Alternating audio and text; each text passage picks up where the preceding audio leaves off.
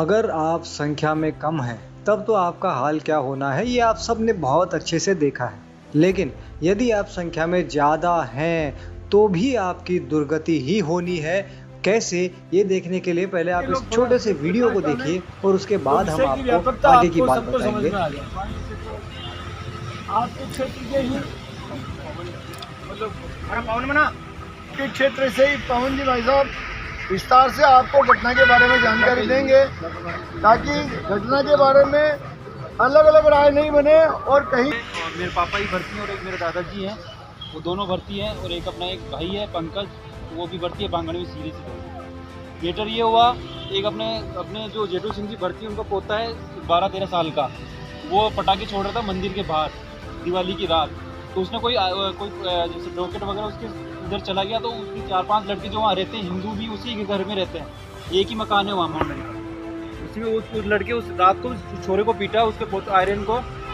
और फिर सुबह जैसे वो जेठू सिंह जी 2-4 लोग उसके वहाँ पे गए, तो उन्होंने उनको धमकाया, बोले वो हो गया। लेकिन वापस वो जब, और फिर हम इन लोगों ने गज्जू बना को फ़ोन किया कि बना ऐसी बात है, ये सुबह हमारे घर वहाँ पे भी आए कि 5-7 में बेटे, बोला अपन को ठीक है, आज तो सैटरडे संडे वो है, अपन मंडे को एक बार अपन पूर्व में अपन रिपोर्ट दे देंगे कि ऐसे ऐसे अपवाद हैं, ये अभी कल को कुछ भी हो सकता है।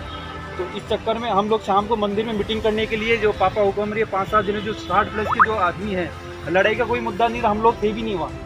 ये सब जो बड़े बुजुर्ग 6-7 आदमी थे, वहाँ कुएं पे जो डेली बैठते हैं वहाँ बैठे थे। तो एकदम से 15-20 जने लड़के आए, हथियारबंद थे, उन्होंने सीधे आते जेठू सिंह के ऊपर वार किया, पापा हुक्म थे और एक लड़का, तो तीनों के ऊपर उन्होंने हथियारबंद से कर दिया। और हम संभलते उससे पहले उन्होंने अटैक कर दिया।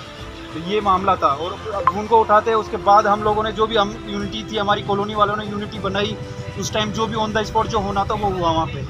बस हम ये चाहते हैं कि आज एक घर है, आज एक कॉलोनी में, कल दूसरी कॉलोनी, कुछ भी हो सकता है। तो ये अपना, अगर अपन सब साथ रहे, अपन हिंदू साथ हैं, तो होगा ये मामला, और नहीं तो ऐसे अपवाद अपन फटते जाएंगे। इस वीडियो को देखने के बाद आप इतना तो समझ सकते हैं कि जहां एक कट्टरपंथी होने के बावजूद भी, यानी इस बिलवाड़ा के इस गांव में केवल एक कट्टरपंथी परिवार है, उसके बावजूद हिंदुओं की ये स्थिति है कि वो कट्टरपंथी हिंदुओं के घर में घुसकर धारदार हथियारों से उनको मार पीट कर चले जाते हैं और शान से जीते हैं। यहाँ तक कि भीलवाड़ा, जो कि राजस्थान में आता है, जहां कांग्रेस की सरकार है, वहां इन कट्टरपंथियों पर कोई खास कार्यवाही भी नहीं होती है। बल्कि हमें तो ये सुनने में आया कि जो पीड़ित है उसका मेडिकल करवाने के लिए सुबह से लेकर शाम तक उस पीड़ित को और पीड़ित किया गया, और जब किसी बड़े अधिकारी का फोन उस पुलिस तक पहुंचा, तब जाकर उन्होंने इस पीड़ित को छोड़ा। यानी ऐसी ऐसी हरकतें होती हैं उन राज्यों में जहां पर गैर भाजपाई सरकारें हैं। हिंदुओं, एक चीज बड़ी, यानी इस वाक्य से आप बहुत अच्छे से समझ सकते हैं कि आप भले ही बहुसंख्यक हैं या अल्पसंख्यक हैं, पीड़ित आपको ही होना पड़ेगा, क्योंकि आप सो रहे हैं, गहरी नींद में सो रहे हैं, और आपको ये सब चीजें समझ में अभी भी नहीं आ रही हैं। आप किसी गलतफहमी में हैं, शंका में जी रहे हैं, और शंका जिसको होती है उसका विनाश निश्चित है। इसलिए समझ जाइए, संभल जाइए, और इन जिहादियों का, इन कट्टरपंथियों का पूर्ण रूप से बहिष्कार कीजिए और इन्हें अपने आसपास भी मत फटकने दीजिए।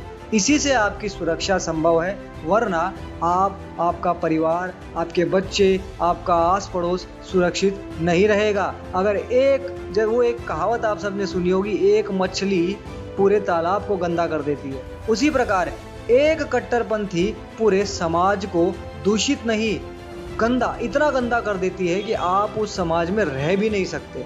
सावधान रहिए, सतर्क रहिए, समझदार बनिए, जागरूक होइए और लोगों को भी जागरूक करिए, ताकि वो इन कट्टरपंथियों को समझ सकें, इन्हें पहचान सकें और इनसे निश्चित दूरी बना सकें, साथ ही इनका पूर्ण रूप से बहिष्कार कर सकें। चाहे कोई भी काम करना हो, कोई भी सर्विस लेनी हो, कोई भी सामान खरीदना हो, उनसे लें जो अपने हैं, जो अपने हमारे धर्म का सम्मान करते हों, जो कट्टरपंथी ना हो, जो जिहादी ना हो।